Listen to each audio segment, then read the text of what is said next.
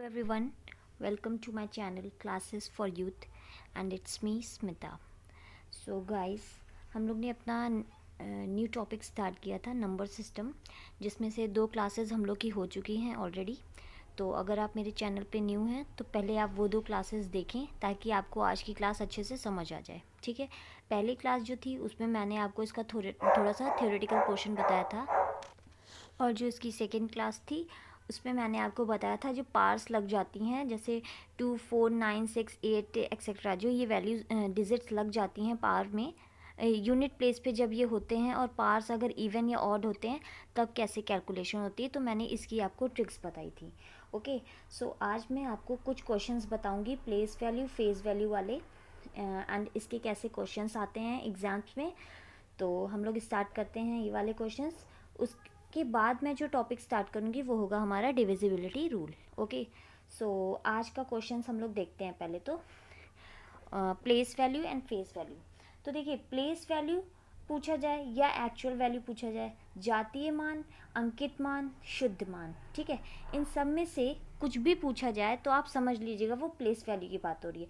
English में अगर आप देखेंगे, आई एम सॉरी गाइज, देखिए इंग्लिश में अगर फेस वैल्यू एक्चुअल वैल्यू दिया होगा, ठीक है, और हिंदी में अगर दिया होगा जातीय मान, अंकित मान या शुद्ध मान, तब आपको फेस वैल्यू फाइंड करनी होगी। ठीक है, फेस वैल्यू आपकी कौन सी होती है, मैंने बताया आपका फेस क्या होता है, कभी चेंज होता है, नहीं होता है।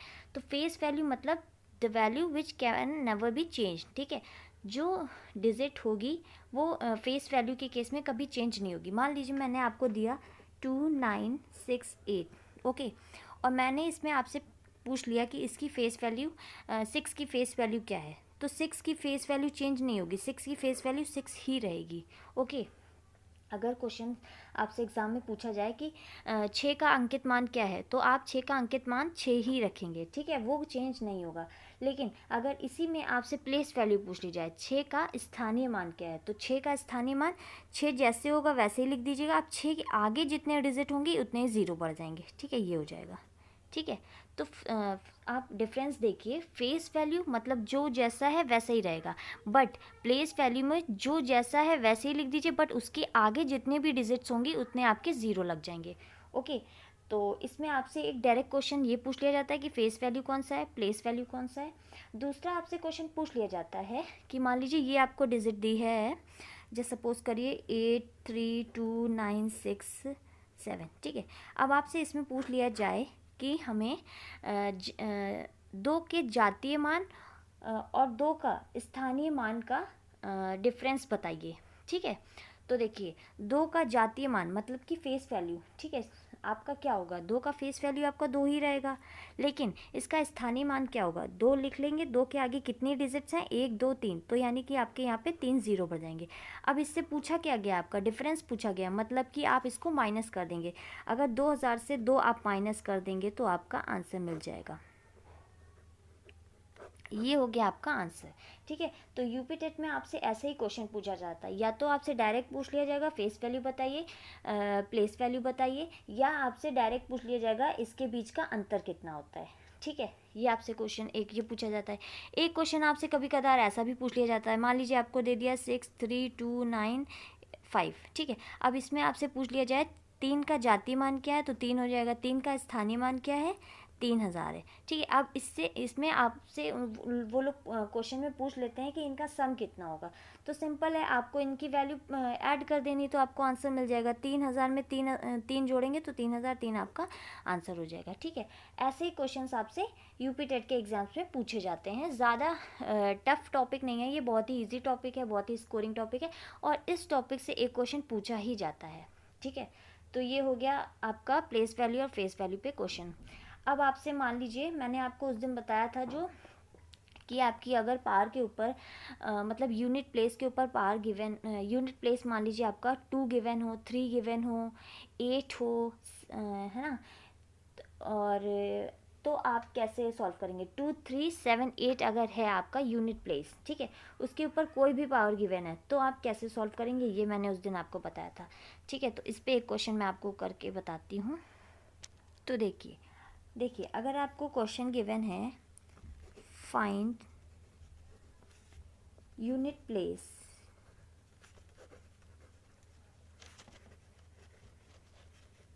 ठीक है।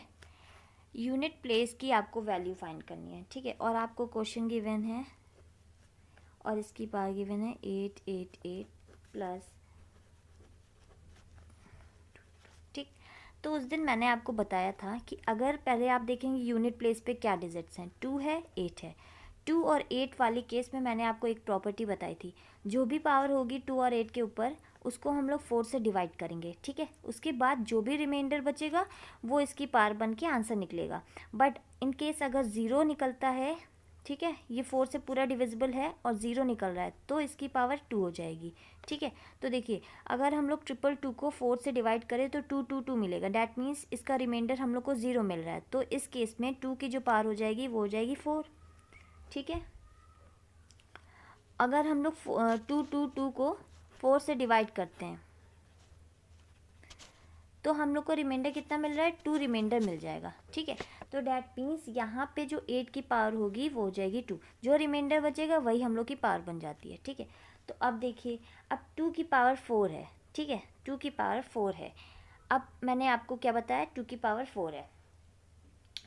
तो अब इसको अगर आप सॉल्व करेंगे, 2 को 4 टाइम्स मल्टीप्लाई करेंगे, 2 into 2 into 2 into 2, that means आपको जो आंसर मिलेगा वो मिलेगा 16, ठीक है। और 8 8 जा 64, ठीक है। यूनिट प्लेस आपसे पूछा गया है तो आपको पूरा ऐड करने की ज़रूरत ही नहीं है, सिर्फ यूनिट प्लेस वाली वैल्यूज़ को ऐड कर दीजिए। 6 + 4 10, डैट मीन्स आपका जो आंसर होगा वो होगा सिर्फ 0, ठीक है। 0 अगर आप इस पूरे को ऐड करेंगे तो आपको 80 मिलेगा, बट यूनिट प्लेस ऐड करेंगे तो 10 मिलेगा, ठीक है। कुछ भी ऐड करेंगे आपको यूनिट प्लेस पे 0 ही मिलेगा, तो वही आपका आंसर बन जाएगा, ओके। कोई प्रॉब्लम? अगर आपको कोई भी प्रॉब्लम हो आप मुझसे कमेंट सेक्शन में पूछ सकते हैं। नेक्स्ट क्वेश्चन, एक क्वेश्चन मैं और आपको इसका करवाती हूँ। एक क्वेश्चन ऐसा भी पूछा जाता है, टेल यूनिट प्लेस, आपसे 1 to 10 मल्टीप्लिकेशन अपॉन 100 लिख दिया, ठीक है। तो इस केस में आप क्या करेंगे, एक एक करके मल्टीप्लाई करने की कोई ज़रूरत नहीं। पहले तो आप 10 से 10 को कैंसिल कर दीजिए, ठीक है, ये आपने कैंसिल कर दिया। नेक्स्ट 5 इंटू 2 अगर आप करेंगे क्या मिलेगा, 10, डैट मीन्स ये भी आपका कैंसिल हो गया। अब जितनी डिजिट्स बची हैं उसमें सिर्फ यूनिट प्लेस का मल्टीप्लिकेशन, 8 9 ज़ा 72, डैट मीन्स सिर्फ 2 से आपको 7 को मल्टीप्लाई करना है, 7 2 ज़ा 14, ठीक है। अब 4 को 6 है, 6 4 ज़ा 24, तो 4 को 4 से, 4 4 ज़ा 16। अब 6 को 3 से, 6 3 ज़ा 18, 18 1 ज़ा 80, तो 18 आपका आंसर है। बट आपसे पूछा क्या गया है, unit place, okay sorry, answer आपका 18 नहीं है, बट आपसे यूनिट प्लेस पूछा गया है, तो आपको पूरे की मल्टीप्लिकेशन की ज़रूरत नहीं पड़ी, 8 आपका आंसर हो गया, ओके। एक क्वेश्चन ऐसा भी पूछा जाता है। अब देखिए नेक्स्ट टाइप का क्वेश्चन कैसा पूछा जाता है। देखिए एक आपको ऐसे एग्ज़ाम में क्वेश्चन गिवन होगा, ठीक है, इसमें सिर्फ आपसे पूछा जाएगा कि फाइंड यूनिट प्लेस, ठीक। अब इस केस में मैंने आपको कुछ टिप्स बताई थी कि अगर यूनिट प्लेस पे 8 होगा या 2 होगा, तब जो भी हम लोग की पावर होगी उसको 4 से डिवाइड करेंगे, जो भी रिमाइंडर होगा वही हम लोग का पावर बन जाएगा। इफ़ अगर रिमाइंडर 0 है तो 4 हम लोग की पावर बन जाएगी। अगर 0 1 5 6 होगा यूनिट प्लेस पे, तब हम लोग की जो भी पावर होगी कोई दिक्कत नहीं है, जो भी हम लोग का यूनिट प्लेस होगा वही एज इट इज़ हम लोग लिख देंगे। बट 4 और 9 के केस में हम लोग इवन पावर का इवन या ऑड देखते हैं, ठीक है। अगर इवन होगी तो हम लोग की जो पावर होगी वो 1 बन जाएगी, अगर ऑड है तो हम लोग की पावर जो होगी वो 9 बन जाएगी, ठीक है। तो क्वेश्चन करें, सॉरी पावर नहीं, हम लोग का यूनिट प्लेस, ओके। 9 और 4 के केस में अगर पावर जैसे यहाँ पे ये ऑड है तो इस केस में हम लोग की पावर 9 रहेगी, ठीक है। बिकॉज अगर हम लोग 9 1 ज़ा 9 करते हैं, डैट मीन्स 9 हम लोग की यूनिट प्लेस बन जाएगी। अगर हम लोग की पावर इवन होती तो हम लोग यहाँ पे 4 2 9 की पावर 2, डैट मीन्स 9 9 ज़ा 81, तो 1 हम लोग का यूनिट प्लेस होता, ठीक है। तो करके देखते हैं। देखिए अगर 9 2 3 5 को अगर आप 4 से डिवाइड करेंगे, चलिए हम लोग 8 और 2 के केस में जो भी पावर होगी उसको 4 से डिवीज़न करेंगे, ठीक है। 9 2 3 5 को अगर हम लोग 4 से डिवीज़न करते हैं, 4 2 ज़ा 8, 4 3 ज़ा 12, ओके, ठीक है। 4 8 ज़ा 32, ठीक है। 3 रिमाइंडर बचा, यहाँ इसका मतलब ये है कि 8 के ऊपर जो भी पावर आएगी वो आएगी 3। सेम वैल्यू अगर 2 के ऊपर भी है तो 2 की पावर भी 3 हो जाएगी। 6 के ऊपर कोई भी पावर हो हमको नहीं देखना है, जैसी वैल्यू है वैसे ही लिख देंगे, ठीक है। और 9 के केस में अभी मैंने आपको समझा दिया। अब 8 को अगर आप 3 टाइम्स मल्टीप्लाई करेंगे, 8 8 ज़ा 64, फिर 8 4 ज़ा 32, ठीक है। आप मतलब 8 8 ज़ा 64, 64 8 ज़ा 512 होता है, बट आपको सिर्फ यूनिट प्लेस देखना है, तो 2 आपका यूनिट प्लेस पे आ रहा है। 2 2 ज़ा 4, 2 ज़ा 8, यहाँ पे आ जाएगा 2, और 6 और 9 एज इट इज़ लिख देंगे, ठीक है। अब आपको यूनिट प्लेस चाहिए तो सिर्फ आप इनका एडिशन कर दीजिए। देखिए 8 + 2 10, 10 + 9 19, + 6 25, 25 आपका आंसर। बट आपको आंसर में क्या चाहिए, यूनिट प्लेस, तो 5 आपका आंसर हो गया, ठीक है। ऐसे क्वेश्चंस भी आपसे पूछे जाते हैं। गाइज अगर आप मेरे चैनल में न्यू है प्लीज़ सब्सक्राइब करें, अपने फ्रेंड्स में ज़रूर शेयर करें, क्योंकि ये बहुत ही इंपॉर्टेंट क्वेश्चंस हैं, यूपी टेट में ज़रूर आएंगे। तो चलिए मैं आपको नेक्स्ट क्वेश्चन बताती हूँ। एक क्वेश्चन आपका आता है फैक्टोरियल का केस में। देखिए फैक्टोरियल का मतलब आपको पता ही होगा। मान लीजिए यहाँ पे दिया है 5 फैक्टोरियल। 5 फैक्टोरियल की वैल्यू 5 × 4 × 3 × 2 × 1, ठीक है। 6 फैक्टोरियल अगर दिया हुआ है तो 6 × 5 फैक्टोरियल भी अगर आप लिख रहे हैं तो यही वैल्यूज़ हो जाएंगी, ठीक है। ऐसे ही करते करते अगर आप 10 फैक्टोरियल तक देखेंगे, ठीक है, तब 10 × 9 फैक्टोरियल। एक केस आपका ऐसा आएगा जहाँ पे आपके लास्ट में 2 ज़ीरो बचेंगे, ठीक है। तो देखिए अगर आप इन सबको मल्टीप्लिकेशन करेंगे तो लास्ट में जब आप 10 × 9 फैक्टोरियल करेंगे तो जो वैल्यूज़ आएंगी वो आएंगी 2 ज़ीरो, ठीक है। आखिरी में 2 ज़ीरो ही आएंगी।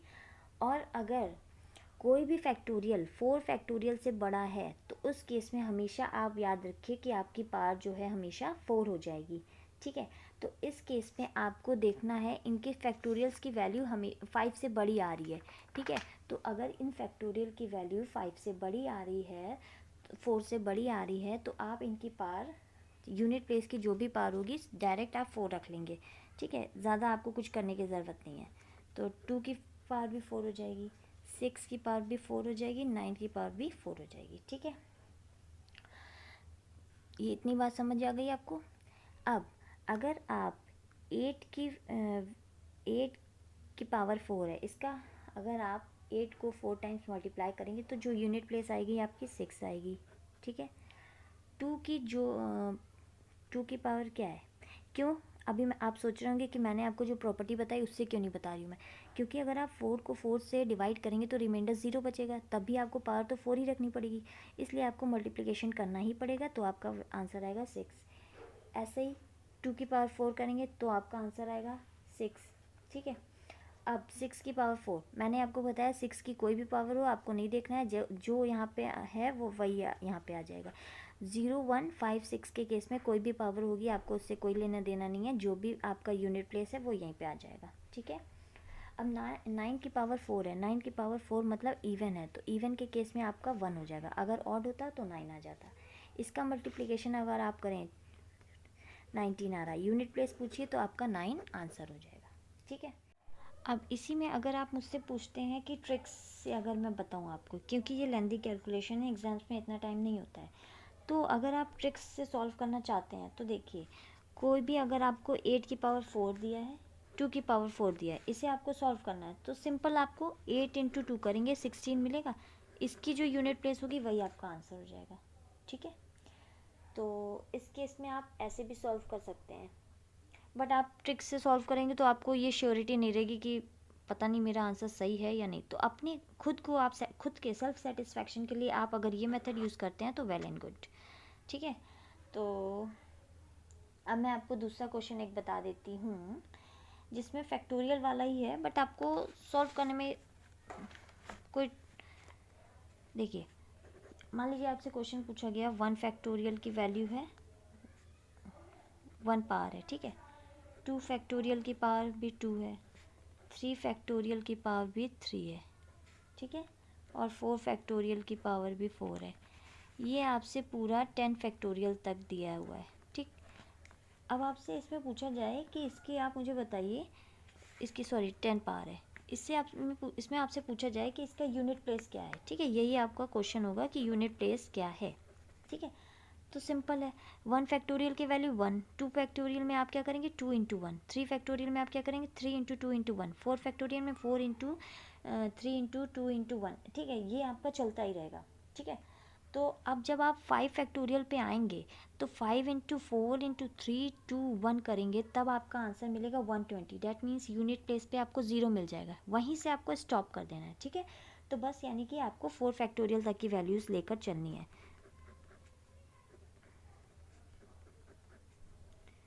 3 फैक्टोरियल में करेंगे तो 3 इंटू 2 इंटू 1, 4 फैक्टोरियल करेंगे तो 4 इंटू 3 इंटू 2 इंटू 1, 5 फैक्टोरियल लिख के बता देती हूँ मैं आपको,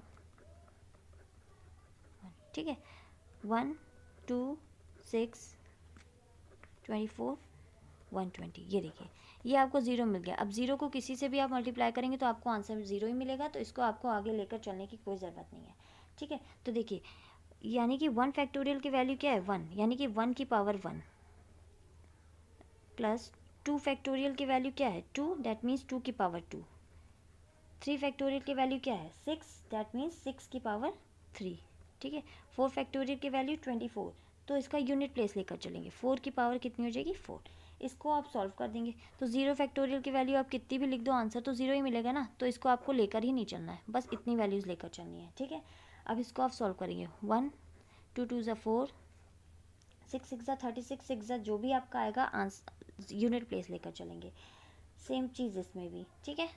तो बस अब बस इसका आप सोल्यूशन करेंगे, 6 plus 4 10 plus 6 16 plus 1 17, 17 answer, but आपको यूनिट प्लेस पूछा है तो 7 आपका आंसर, ठीक है।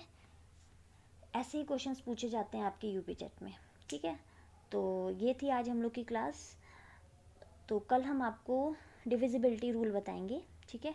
तो अभी आपको ये जो क्वेश्चंस हैं आप इसे अच्छे से प्रैक्टिस करें, बार बार लगाएं, बार बार वीडियोस देखकर, ना समझ आए आपको तो मुझसे कमेंट सेक्शन में ज़रूर पूछें। आपका यूपी टेट एग्ज़ाम जुलाई में लगा हुआ है, तो अगर अभी से आप प्रैक्टिस करेंगे, मेहनत करेंगे तो ज़रूर आपका एग्ज़ाम एक बार में भी क्लियर हो जाते हैं एग्ज़ाम्स, ठीक है। So thank you for watching, have a good luck.